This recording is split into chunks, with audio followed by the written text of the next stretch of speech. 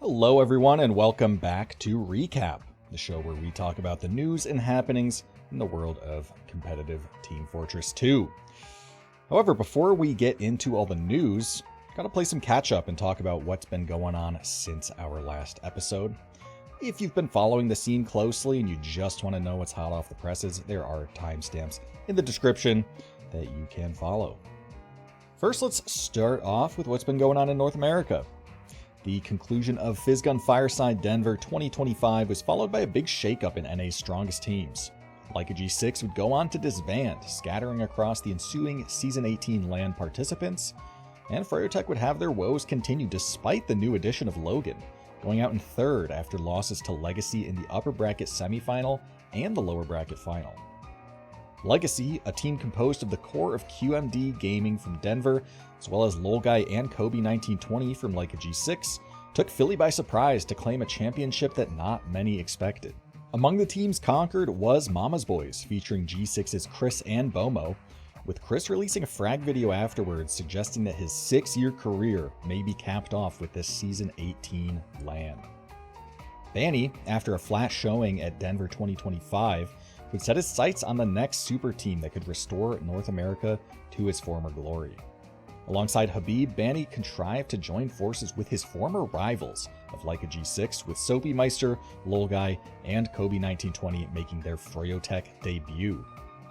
A story that we're familiar with by now, this new froyotech would utterly dominate in the lead up to the next potential intercontinental LAN with an undefeated season.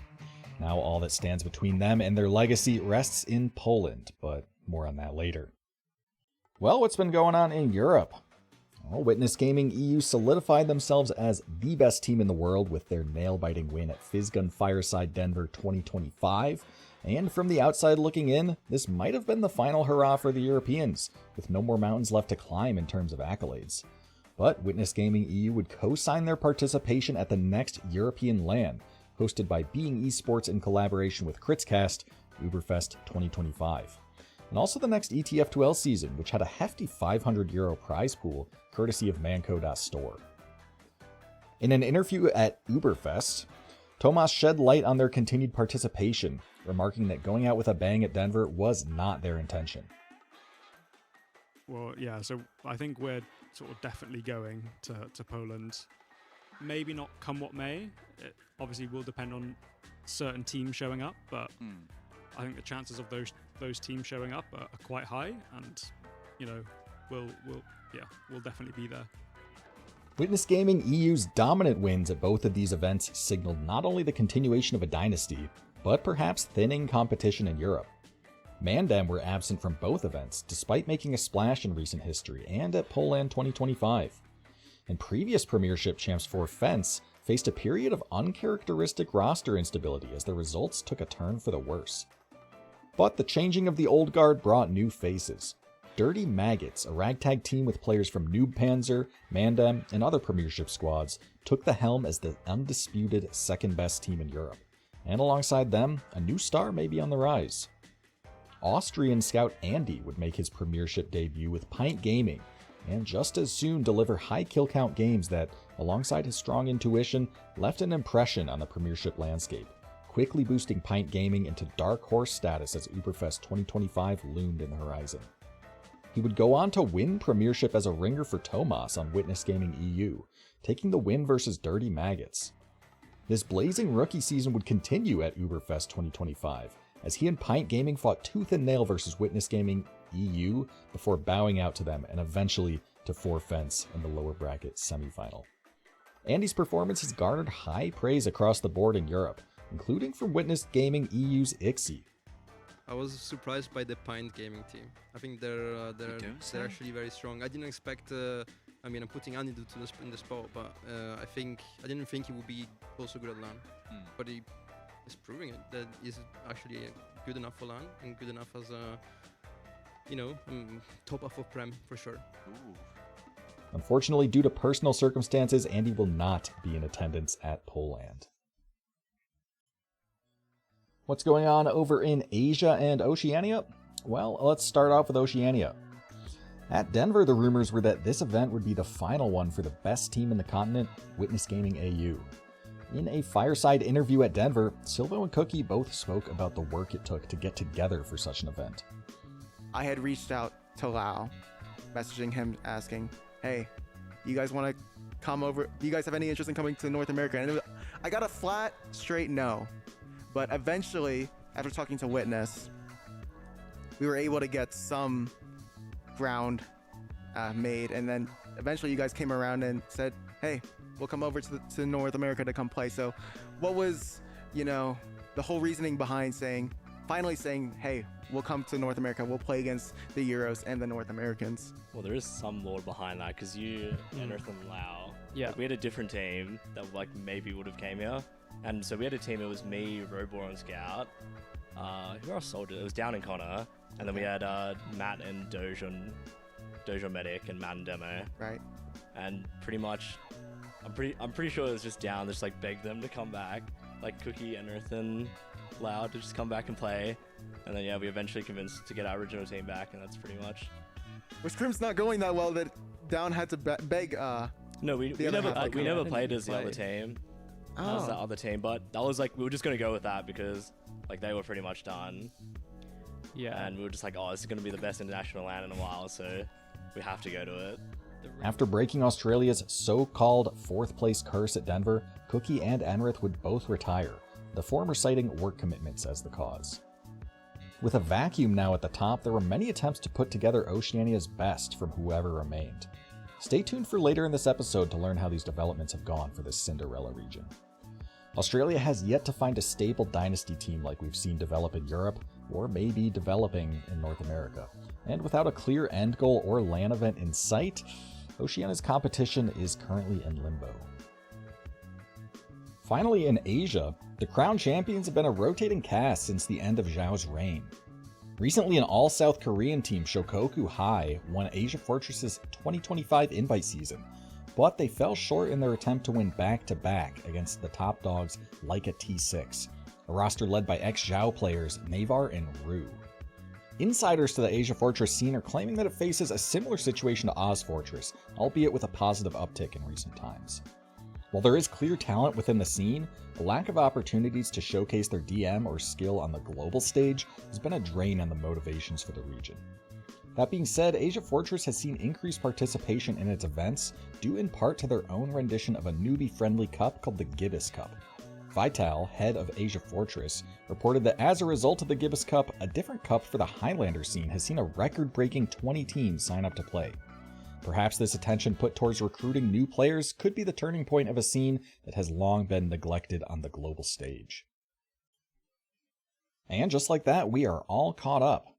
Now let's discuss the present with news about community medals. Coming as a stunning blow to organizers of charity, community-run, and competitive events alike, initial emails from Valve's Eric Smith informed community organizers that moving forward, Valve would not issue medals for future community-organized events. This follows a decision made around 2019 where Valve would no longer implement new medal designs for community-organized events and leagues. This meant that medals that have been distributed since reused previous designs rather than introducing new ones. Negative backlash following these emails spread like wildfire, with discussions on Reddit, Twitter, and various community organizer discords. Medals were the main drivers behind fundraising for multiple charity events such as Hugs.tf and Potato.tf, with many players donating in anticipation of receiving medals as commemoration. For competitive leagues, players would sign up every season not only for the allure of winning, but also for the season's medals, which immortalized not only their experiences but also their accomplishments.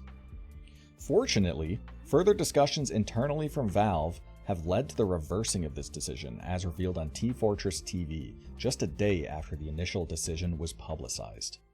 Now time to revisit North America, but talk about what's new. And the big news is RGL's spring season features a new format. New Six's head admin Plinko announced the spring 2026 RGL season features a format devoid of its typical 8-week regular season into 3 to 4 week playoffs. The spring season features 3 separate mini-events, the first and third of which will be cups, with a shortened version of the typical RGL 6's season in between. The first event is an experimental map cup, featuring 4 maps that are in active development. There are 3 control point maps, Nile, Passage, and Subbase, and Govan will be the One King of the Hill map. The ultimate goal of this cup is not only to experiment with new maps for potential inclusion in future RGL seasons, but also to encourage and garner feedback for the map developers to improve the ongoing developments of these maps. The second event, termed a Mini Season Cup, is a shortened version of a typical Sixes season, but with a choice of either 9:30 or 10:30 p.m. match start times. Divisions have also been condensed, with only amateur, main, and invite divisions. Absent is the newcomer division, which provided a newbie-friendly entry to competitive TF2. This mini-season cup will not have free divisions, with all 3 requiring paid entry. Per the article, the reasoning behind this change is increasing costs of running RGL LAN, thus making them experiment with paid-only events. Details on the cup following this mini-season are unconfirmed at the moment, but expect it to be different from the other 2 we'll see this spring. And we've got North American teams making their way to Europe. 3 North American teams are making the trek to Łódź, Poland at the end of February to participate at the next Intercontinental LAN, poLANd 2026. Banny has already hinted at his ambitions on Twitter when revealing his new froyotech roster. Froyo's not alone, as Moneyballs will accompany them with lofty goals for themselves. A fusion of the Balls LAN team and the Leica G6 squad from Denver, Moneyballs presents a formidable foe not only to froyotech, but also to the home competition in Europe. Consisting of former Intercontinental LAN champions and runner-ups, Chris comes out of retirement as he looks to redeem himself alongside Jae Hyunpei, Slemnish, High Five, Skis, and Logan after North America's failure at Denver. Skis' return also marks the first time he'll compete since RGL Season 15. And as a surprise to some, the long-tenured Fjord Gaming will be the 3rd attendee from North America. All of these members, with the exception of Fireball, have played in previous seasons together under the banner. The only missing piece from those iterations is Pineapple, whose position will be filled by Fireball. Fjord are looking to make a splash in Europe, and will be representing what North America has to offer outside of the elite teams we're so used to seeing. Speaking of poLANd, froyotech's roster is undergoing some changes leading up to the event. Due to scheduling conflicts, Kobe 1920 will be replaced by Gungan as the super team gears up for their trek to poLANd. Kobe 1920 was part of the initial team that Banny announced back in September 2025 on the flank scout role, following his impressive performance in Legacy's RGL Season 18 LAN win as their pocket scout. While traditionally a soldier and demo man in the past, Kobe is clearly a master of combat classes, as evidenced by his winning the MGE.TF 1v1 World Championship in July 2025.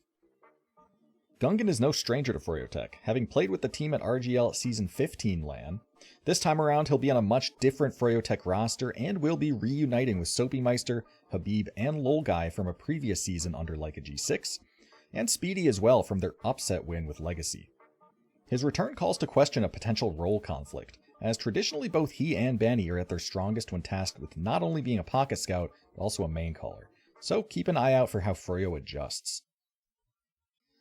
Now going back to Europe, ETF2L will implement new checks and balances after a misconduct controversy. In an article titled Addressing Recent Events, ETF2L addressed a growing concern from a Team Fortress TV thread regarding allegations involving inappropriate relationships and misconduct involving 3 ETF2L staff members in administrative positions, Temtem, Akio, and Stu. The main controversy revolved around Akio's continued involvement and association with current ETF2L staff, and her still having permissions to view tickets despite no longer having the admin title, meaning that any reports against Akio and her misconduct would have been visible to Akio herself. Temtem and Stu were also removed from their positions and banned for similar misconduct within and outside of ETF2L.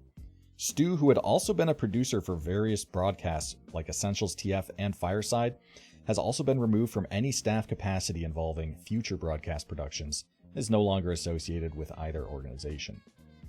Due to circumstances regarding the case, ETF2L has acknowledged that trust has been lost within the competitive community, stating the following: "We realize that our actions or lack thereof have caused the community losing trust in us. We understand that one post can't bring back this trust instantly, but we hope that our actions going forward can help us to restore that trust. We remain committed to making sure ETF2L is a safe space where everything brought to us is handled in a safe and secure manner. Moving forward, ETF2L plans to take misconduct allegations and reports more seriously with a more thorough investigative process, while also implementing a system of checks and balances when it comes to reporting staff members. In line with this stricter approach, bans applied to community members Buko, Arlele, and Nyx have been extended from temporary to permanent bans. Next up, things aren't looking too good for the French. After a period of waning results for the French team, ForFence has folded and will no longer be in attendance at poLAND 2026, nor the current ETF2L Premiership season. This is a blow not only to the European scene, but for competitive TF2 as a whole. The all-French squad has existed since ETF2L Season 42 in mid-2022, after making history in ETF2L Season 48 as the first all-French roster to win Premiership with their win over MANDEM in the Grand Finals. The roster would remain the same for an entire year.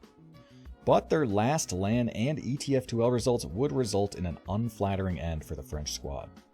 Despite being a part of the initial poLAND 2026 participant announcement, the roster was on its last legs before insider sources confirmed that ForFence would no longer be attending poLAND.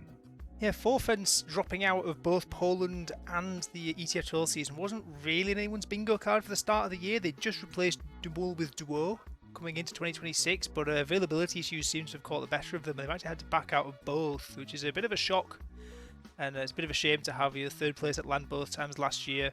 Shame they couldn't come to Poland and try and one up themselves and get a grand final spot, but it's not to be this time. Hopefully they stick around, and hopefully later in 2026 we get them back in action, because they're a super exciting team and I want to see them back in the server. And speaking of a team that is going to poLAND, MANDEM are reuniting. MANDEM, after a period of inactivity, have called their players up to arms for what is gearing up to be the biggest LAN in Europe in the post-pandemic era. Last active at the start of 2025 for Season 49, MANDEM returns with most of the same core that powered them to an undefeated regular season in ETF2L Season 45. That core of scout duo Zoe and Balder, with Demoman Fancy, will be joined by June on Medic, Lardox on Roamer, and Ryan on Pocket Soldier. Or at least, that was the plan, but mid-season, MANDEM have elected to bring back Roamer Haunts in place of Lardox, leading up to poLAND. MANDEM find themselves with upgrades in firepower from Fancy and Ryan on their respective roles, but the reputation of past poLANDs still loom over the team. Their 2024 run was marred by an incomplete roster, and in 2025, absent Fancy, MANDEM would proceed to give up a lead and lose to Witness Gaming EU. If this prospective roster shows up to LAN as is listed, MANDEM present an X-factor that could swing the parity of poLAND 2026, but the team has certainly had trouble at this event in the past. 2025's been a really weird year for MANDEM. Obviously, they had that really good start where they came second place to Witness back at poLAND 2025 in March, but since then they haven't actually played an offie until Jan of 2026. They've been hard at work scrimming, they've made some roster changes, but they've out of competition for a bit. But I think they've used that time really well. They've picked up Ryan, I think one of the best soldiers in Europe, can pocket, can roam, can do basically anything, and is absolutely LAN proven, had some monster LAN performances. So that's a great pickup. Fancy Elf returning to the roster for Zams, that is absolutely astounding news, especially with the LAN round the corner. Fancy's on the roster for the LAN, could be the first LAN appearance in 4 years up at the top tier of ETF2L, and what a way to do it, up against the Americans as well. What a prospect that could be. It's a bit unfortunate they lost Lardox right before the start of the season, but Haunts is coming back in to fill that, and I think that's as good of a player as you could want to fill in that role. Haunts played with this roster many times over, had a great performance last year in poLAND as well, in that grand final run, and I honestly think this is the best MANDEM roster we've ever had in all like the 4 years it's been a team. I think this is really, really looking great for them, and yeah, there's a real world. They're beating everyone online. There's on LAN, they might well be in for a good upset here. Finally, bomo joins Dirty Maggots in place of VoxTech. VoxTech, who's unable to make it to LAN for the Dirty Maggots, will be replaced on the flank scout role by bomo, known to many as bot mode. The North American finds himself among Europeans, as froyotech and the Moneyballs team attending LAN have opted for other players to fulfill their scout vacancies. bomo is no stranger to the flank scout role, having performed at an MVP level at the Fizzgun Fireside Denver 2025 with Leica G6, as well as previous Leica G6 LAN runs.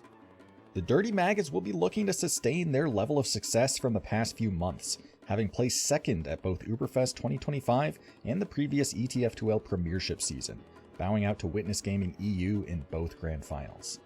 They look towards bomo not only as a replacement for VoxTech, but as the final piece that can get them over the hurdle separating them from the championship contending competition that awaits them in Poland.